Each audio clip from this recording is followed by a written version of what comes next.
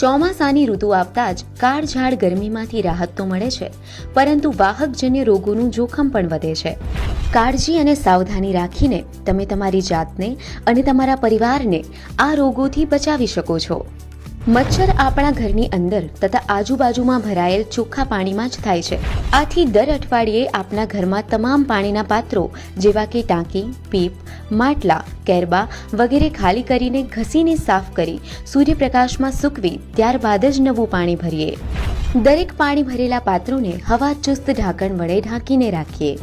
ઘરની આસપાસ તથા છત પર પડેલ ભંગાર જેવા કે ટાયર, ફૂલ છોડના કુંડા, જૂના ડબ્બા, નાળિયેરના કાચલા, ડિસ્પોઝેબલ કપ અથવા અન્ય કોઈ પણ ચીજ વસ્તુ કે જેમાં પાણી ભરાઈ રહેતું હોય તેનો નાશ કરીએ. ફ્રીજની ટ્રે, કુલર વગેરે પાત્રો નિયમિત સાફ કરીએ. વરસાદી પાણીના નિકાલ માટે બનાવેલ ગટરની સમયાંતરે સફાઈ કરી ત્યાં પાણી ભરાય નહીં તેની તકેદારી રાખવી. હંમેશા મચ્છરદાનીમાં જ સૂવાનો આગ્રહ રાખવો.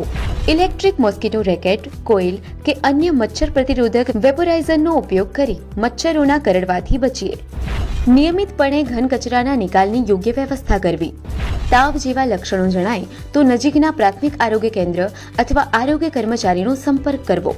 હાઉસ ટુ હાઉસ સર્વેની કામગીરી માટે આરોગ્ય કર્મચારી આપના ઘરની મુલાકાતે આવે ત્યારે પૂરતો સાથ અને સહકાર આપવો. વાહકજન્ય રોગો સામેની લડાઈ એ આપણા સૌની જવાબદારી છે. બનો સમજદાર. વાહકજન્ય રોગો સામે લડવા થાવ તૈયાર.